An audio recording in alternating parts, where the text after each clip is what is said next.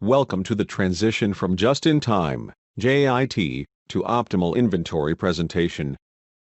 The JIT inventory approach was a temporary fix that satisfied the needs of GLWA end users in the short term. The optimal inventory approach is the long-term solution to providing inventory needs and is in alignment with the Strategic Asset Management Plan. Our mission statement is to provide the right material, at the right place, at the right time using supply chain solutions that cultivate dynamic growth in GLWA through operational efficiency with internal and external customers. The logistics and materials team consists of Water Resource Recovery Warehouse, Northeast Storeroom Warehouse, Administration, and Analytics.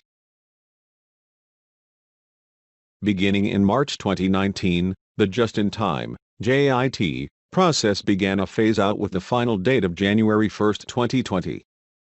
Just-in-time contracts for MAC and MAC, Grainger and VWR are not being renewed for the 2020 calendar year, but are ongoing vendors. This shift in approach has been reviewed at weekly operational team meetings since March 2019. Instead, we are moving to an optimal inventory approach. Analysis of materials usage allowed us to make this cost-effective shift. In addition to adding inventory, a number of situation-appropriate options exist. The advantages of the optimal inventory approach outweighs the just-in-time approach. The optimal inventory approach is more aligned with GLWA's Strategic Asset Management Plan for the future. Some of the advantages of optimal inventory are: alignment with asset management planning. Efficiency, what you need is on-site. More cost-effective, store what we need. Consistency, everyone using same. Efficiency through standards. Pairs well with P-card, quick, low-dollar spot buy, and procurement, larger dollar, competitive pricing. The advantages of the optimal inventory approach outweighs the just-in-time approach. The optimal inventory approach is more aligned with GLWA's Strategic Asset Management Plan for the future. Other advantages of optimal inventory is that they are supported by L&M process improvement project underway, and is based on weekly internal customer meetings to identify needs and priorities. How to acquire materials at GLWA. Operational inventory requests are achieved through one of two processes: logistics and materials review of requisitions and add-to-stock forms will eliminate spending money on items that have already been purchased and are stored in the warehouses. L&M will be able to efficiently track material purchases with the use of the L&M approval path in WAM. L&M is readily available to assist in the acquisition of materials to meet the needs of GLWA end users. Logistics and Materials realizes that some material needs may need to be acquired with the P-card, as well as following the procurement process for larger dollar items and emergency procurement guidelines. GLWA end users will notify L&M regarding the urgency of an inventory request. The inventory request can be classified as low, medium, or hot. Low planned inventory, 2 weeks to 12 months. Continuously meet with logistics and materials to plan storage and delivery options. Inventory item can be placed in the warehouse after completing the add-to-stock form. Inventory levels will be monitored and adjusted based on operational use. Medium urgent inventory, 0 to 5 days. Logistics and Materials can determine if inventory item is in warehouse or already on order.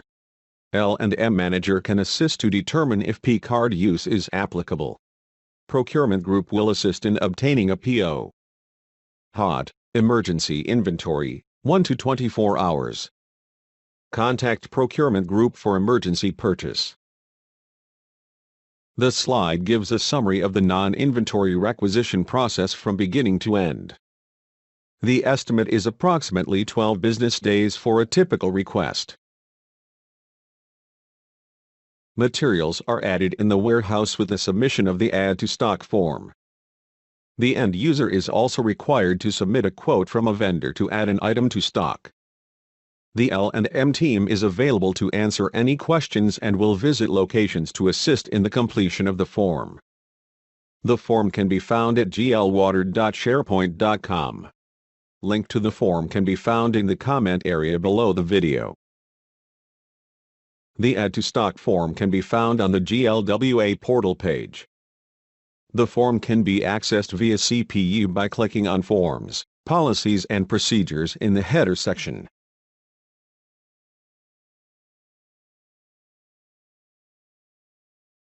The Add to Stock form can be found under Logistics and Materials Home section. The form is listed under the Forms subcategory. Click on the Stock Add Change form to open the document. The completed form should be forwarded to Lloyd Bowman or Terrence Anderson. Utilizing the optimal inventory approach will result in the following. Assist in the planning of inventory needs by meeting with operations leadership on a constant basis. Identifying items on requisitions that could be added to stock. Assist operations to identify slow-moving or non-moving stock items. Elimination of surplus inventory throughout the organization. Proactive approach in predicting inventory needs and eliminating obsolete assets early in their life cycle. What's considered an emergency?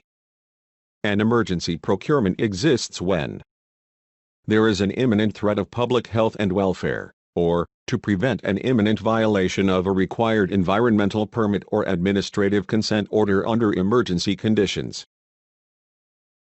An emergency procurement is requested by completing an emergency request form.